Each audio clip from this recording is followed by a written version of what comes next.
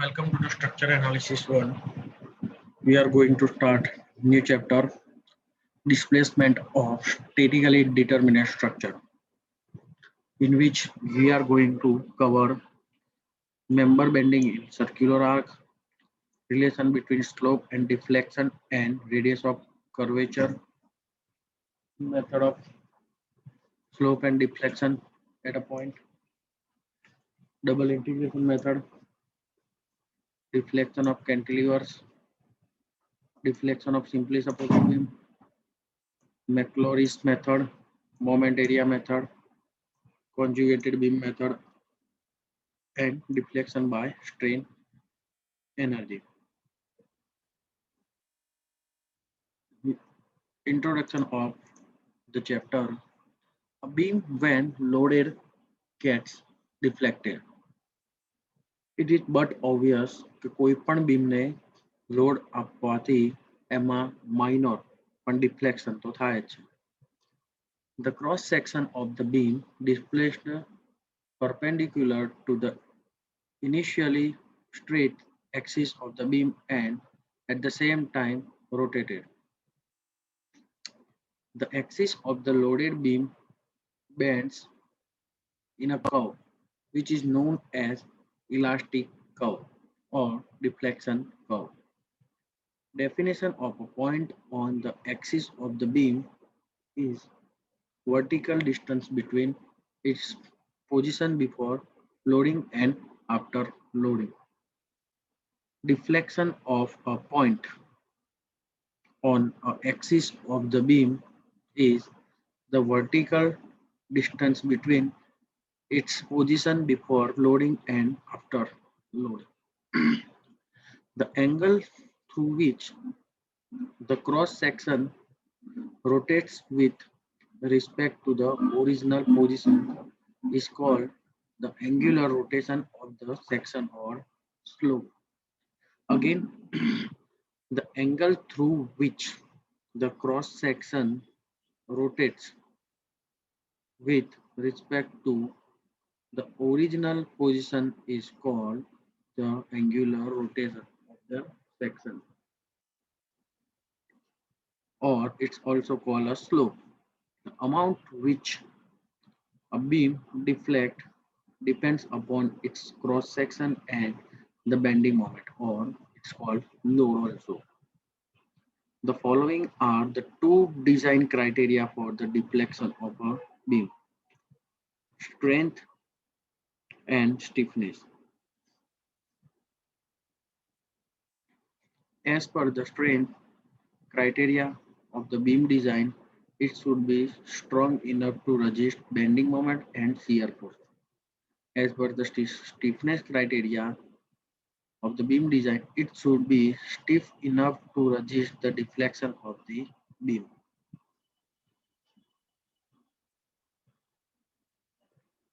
Now, first, member bending into a circular arc.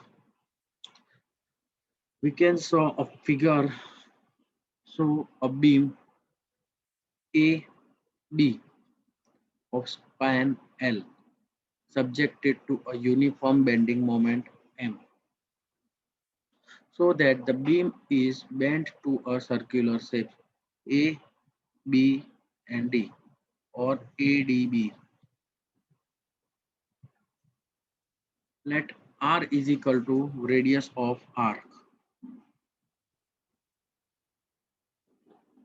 Delta is equal to CD is equal to deflection at the center of the span. By property of intersecting chord of a circle, AC, CD, CE, AC, CB, CD, and CE.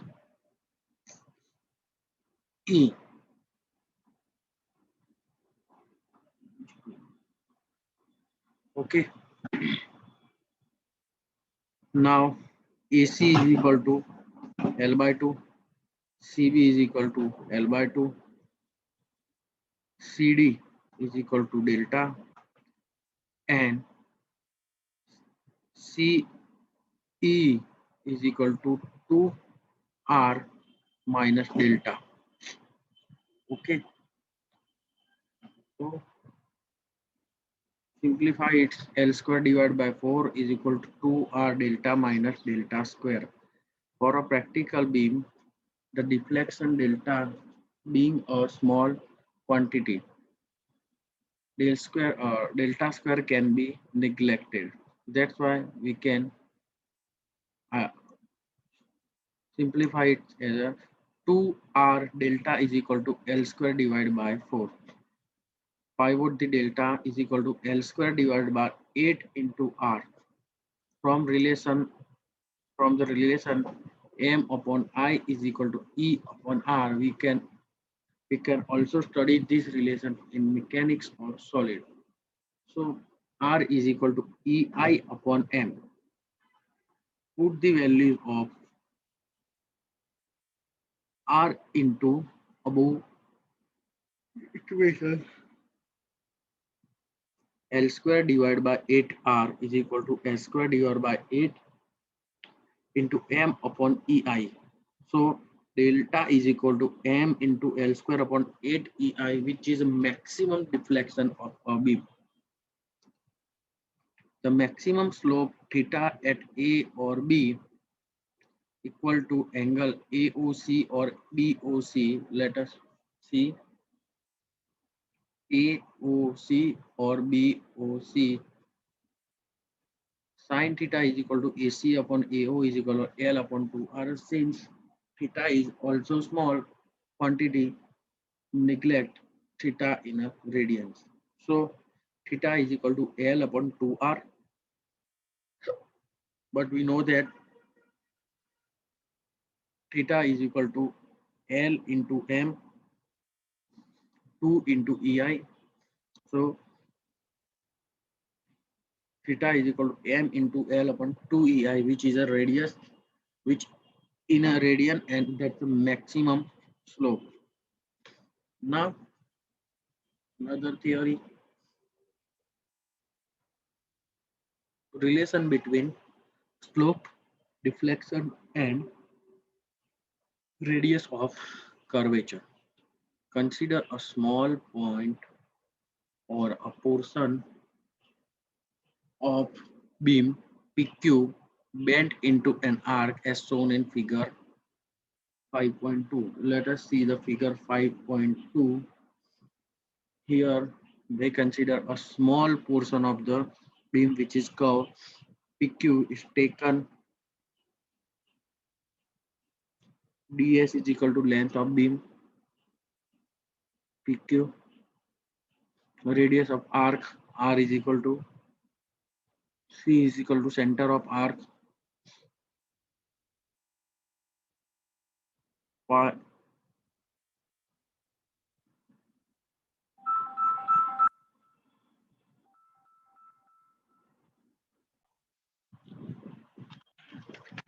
c is equal to center of arc, psi is equal to angle which the tangent at P makes with x axis. Tangent psi plus delta psi is angle which the tangent at Q makes with x axis. So for the geometry of the figure, we found that angle PCQ is equal to d phi. ds is equal to r d psi. We know that if x and y be the coordinate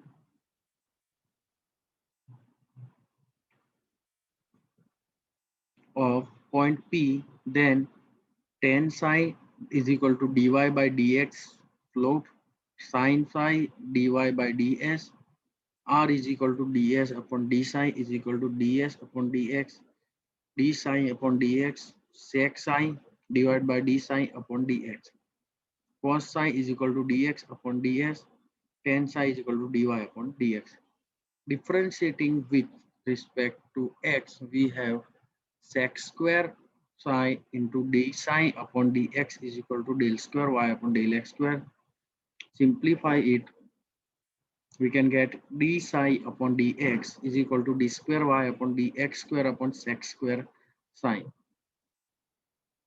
Substituting equation 2, we get this equation r is equal to sec cube psi upon d square y upon dx square is equal to sec square psi 3 by 2 divided by d square y upon dx square is equal to 1 plus tan square psi. Sec theta is equal to also 1 plus tan theta. So convert it into 1 plus tan square psi into 3 raised to 3 by 2 divided by d square y upon dx square. The slope tan psi at any point is a small quantity, hence neglected. So neglect the psi terms. So we can put in a r term rest of the data 1 upon d square y upon dx square. We can say d square y upon dx square is equal to 1 upon r is equal to, we know that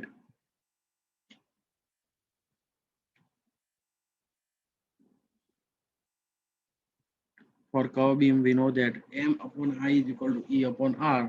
So 1 upon r is equal to n upon ei curve beam.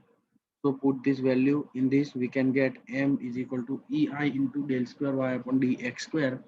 So ei into d square y upon dx square is equal to m. This is a differential equation of elastic curve.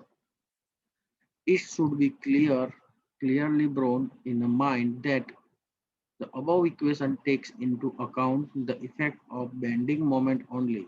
The effect of shear on deflection is extremely small and may be neglected. Sign convention for the